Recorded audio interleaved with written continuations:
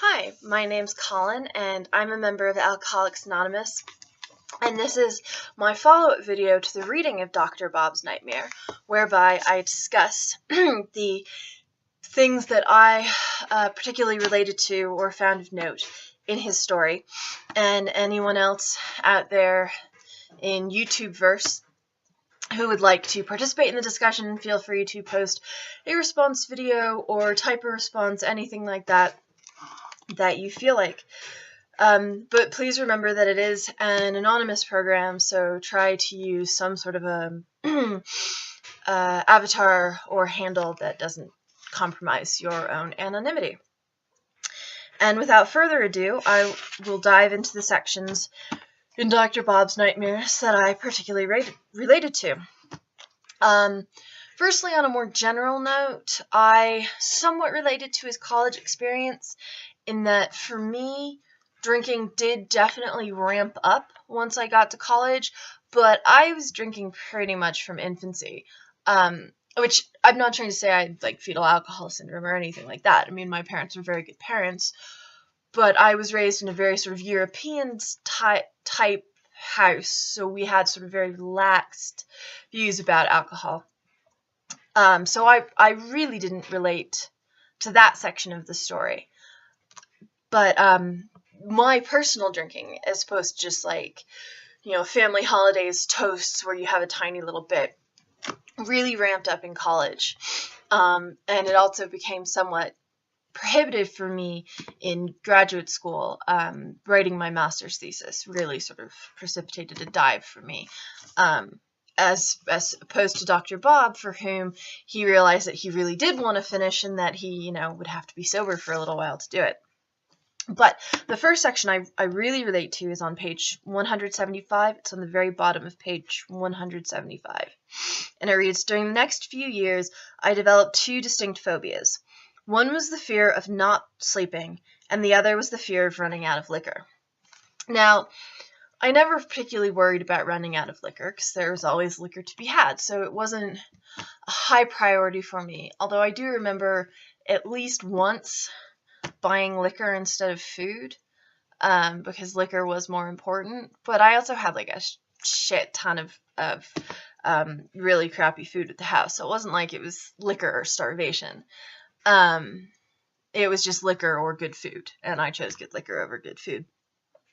So running out was never a phobia of mine, but falling asleep, I have had and continue to have a really hard time falling asleep. And it's not, sleeping is fine. Once I'm asleep, it's all good. But falling asleep, where I'm in that moment in bed between being awake and being asleep, I hate that moment. My brain spins out, and then that keeps me awake, and then I'm thinking about all the things I have to do tomorrow, and how I really need my sleep, and how I'm not getting my sleep, and that keeps me even more awake, and on it goes.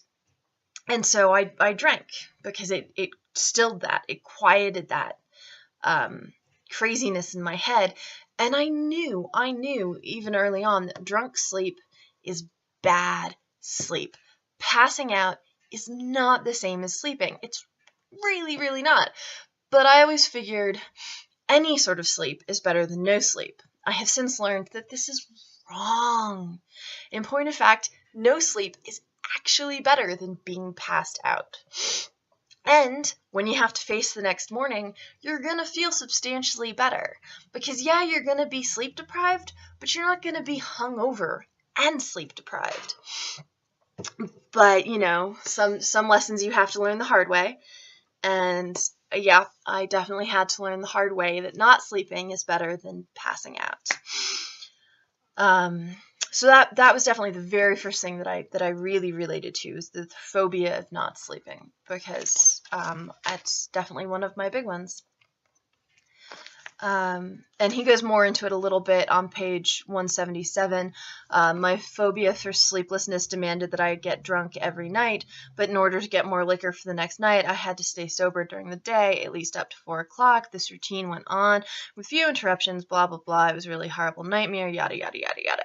And it's breaking down the routine whereby everything is centered around alcohol.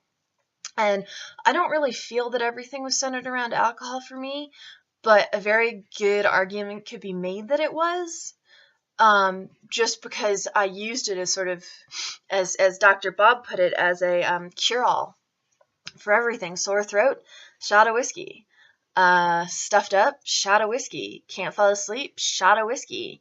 Hungover, shot of whiskey. I mean, I used it for everything for a substantial period of time. And so in order to get through things, anything involving social interaction, usually anything involving leaving my room, shot of whiskey.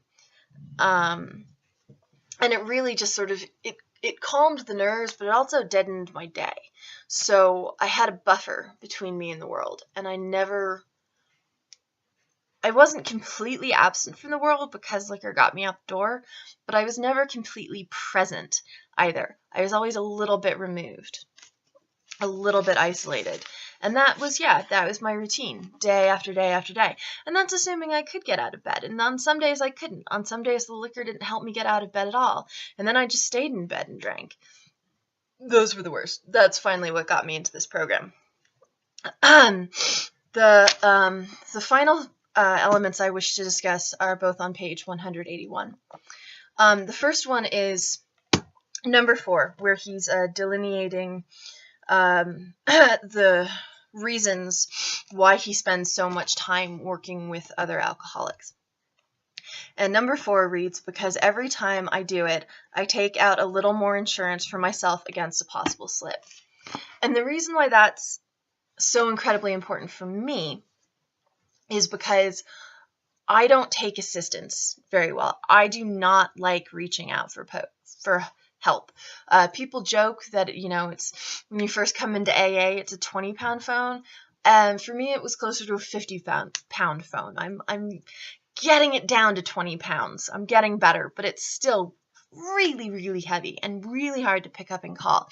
But just to sort of have a reminder that it's not just for me. That, I mean, yes, it absolutely is for me, but it's also for them. It takes, hopefully, theoretically, this is maybe delusional, but this is what I tell myself, is that it's taking them out of their, whatever there is, and putting them in service, and that is good for them. And so it's good for me, and it's good for them, and that I can sort of, kind of be okay with, where if it was just them doing service for me, I'd be like, no, I don't need your help. But if I'm in some way helping you by letting you help me, okay, fine, we can come to some sort of an understanding. Like I said, I'm still working on it. And the last thing I want to read is the middle paragraph on page 181. I used to get terribly upset when I saw my friends drink and knew I could not, but I schooled myself to believe that though I once had the same privilege, I had abused it so frightfully that it was withdrawn. And that's something I'm working on, because the desire to drink has not been removed from me yet, and I'm a year, a month, and a bit into the program. I wouldn't really call it an obsession. It's not like I wake up and go, I need a drink, or I'm lying in bed trying to fall asleep going, I need a drink. It's more like, oh, it's New Year's. It might be nice to have a drink. No. Your friends can have drinks. Well, some of them. The ones not in the fellowship can have drinks. And that's fine. And they can do that. The issue for me is I don't know where that first drink will take me. Maybe maybe I am cured. Maybe I can have just one drink at New Year's and be totally okay. But probably not. No, it might take a day, it might take a year. But I'm betting that one drink, that's going to lead to, say, 10 pints of beer a day and several shots a day somewhere down the line. And I physically can't do that anymore. I can't do that. I was fat. I couldn't breathe. I sweat beer all the time. I gagged when I brushed my teeth in the morning because I was just constantly at a low-level hangover. Like, it's not worth it. It's not worth it to test and find out. And so my privilege has been revoked.